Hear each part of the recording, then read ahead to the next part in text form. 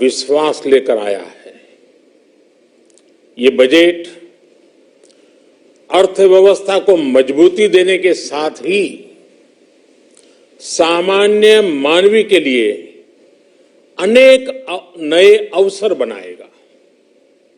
ये बजट मोर infrastructure, more investment, मोर growth और more jobs की नई संभावनाओं से भरा हुआ है।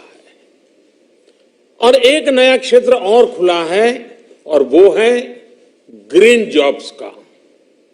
ये बजट तत्कालीन आवश्यकताओं का भी समाधान करता है और देश के युवाओं के उज्जवल भविष्य को भी सुनिश्चित करता है। ये पिछले कुछ घंटों से देख रहा हूं जिस प्रकार से इस बजट का हर क्षेत्र में स्वागत हुआ है। सामान्य मानवी की जो सकारात्मक प्रतिक्रिया आई है उसने जनता जनार्दन की सेवा का हमारा उत्साह अनेक गुना बढ़ा दिया है।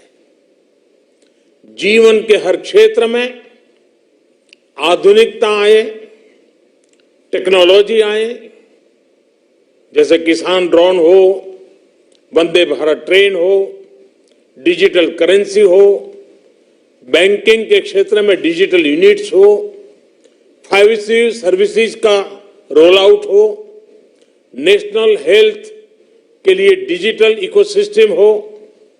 इनका लाभ हमारे युवा, हमारे मध्यम वर्ग, गरीब, दलित, पिछड़े, ये सभी वर्गों को मिलेगा। इस बजट का एक महत्वपूर्ण पहलू है गरीब का कल्याण। हर गरीब के पास पक्का घर हो, नल से जल आता हो, उसके पास शौचालय हो, गैस की सुविधा हो, इन सभी पर विशेष ध्यान दिया गया है। इसके साथ ही आधुनिक इंटरनेट कनेक्टिविटी पर भी उतना ही जोर है। जो भारत के पहाड़ी क्षेत्र हैं, हिमालय का पूरा पट्टा, जहां जीवन आसान बने, वहां से पलायन ना हो, इसे ध्यान में रखते हुए भी नई घोषणा की गई है।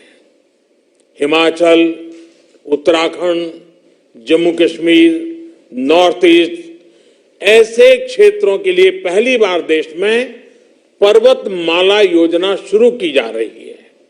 ये योजना पहाड़ों पर ट्रांसपोर्टेशन और कनेक्टिविटी की आधुनिक व्यवस्था का निर्माण करेगी और इससे हमारे देश के जो सीमावर्ती गांव है, बॉर्डर के गांव है, जिसका वाइब्रेंट होना जरूरी है, जो देश की सिक्योरिटी के लिए भी आवश्यकता है, उसको भी बहुत बड़ी ताकत मिलेगी। भारत के कोटि कोटि जनों की आस्था मां गंगा की सफाई के साथ साथ किसानों के कल्याण के लिए एक महत्वपूर्ण कदम उठाया गया है। उत्तराखंड, उत्तर प्रदेश, झारखंड, बिहार, पश्चिम बंगाल, इन राज्यों में गंगा किनारे नेचुरल फार्मिंग को प्रोत्साहन दिया जाएगा। इससे मां गंगा की सफाई का जो अभियान है, उसमें मां गंगा को केमिकल मुक्त करने में भी बहुत बड़ी मदद मिलेगी। बजट के प्रावधान यह सुनिश्चित करने वाले हैं कि कृषि लाभप्रद हो, इसमें नए अवसर हो, नए एग्रीकल्चर स्टार्टअप्स को प्रोत्साहन देने के लिए विशेष फंड हो या फिर फूड प्रोसेसिंग उद्योग के लिए नया पैकेज। इससे किसानों की आय बढ़ाने में बहुत मदद मिलेगी। एमएसपी खरीद के माध्यम से किसानों के खाते में 2.25 लाख करोड़ रुपए से भी ज्यादा सीधे ट्रांसफर किए जा रहे हैं।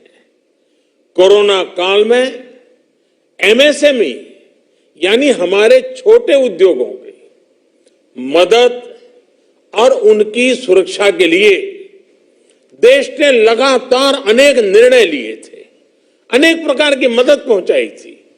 इस बजट में क्रेडिट गारंटी में रिकॉर्ड वृद्धि के साथ ही कई नई योजनाओं का ऐलान किया गया है। डिफेंस के कैपिटल बजट का 68% डोमेस्टिक इंडस्ट्री को रिजर्व करने का भी बड़ा लाभ भारत के एमएसएमई सेक्टर को मिलेगा। ये आत्मनिर्भरता की तरफ बहुत बड़ा मजबूत कदम है। 7.5 लाख करोड़ रुपए के पब्लिक इन्वेस्टमेंट से अर्थव्यवस्था को नई गति के साथ ही छोटे और अन्य उद्योगों के लिए नए अवसर भी बनेंगे। मैं वित्त मंत्री निर्मला जी और उनकी पूरी टीम को इस पीपल फ्रेंडली और प्रोग्रेसिव बजट के लिए बहुत बहुत बधाई देता हूं।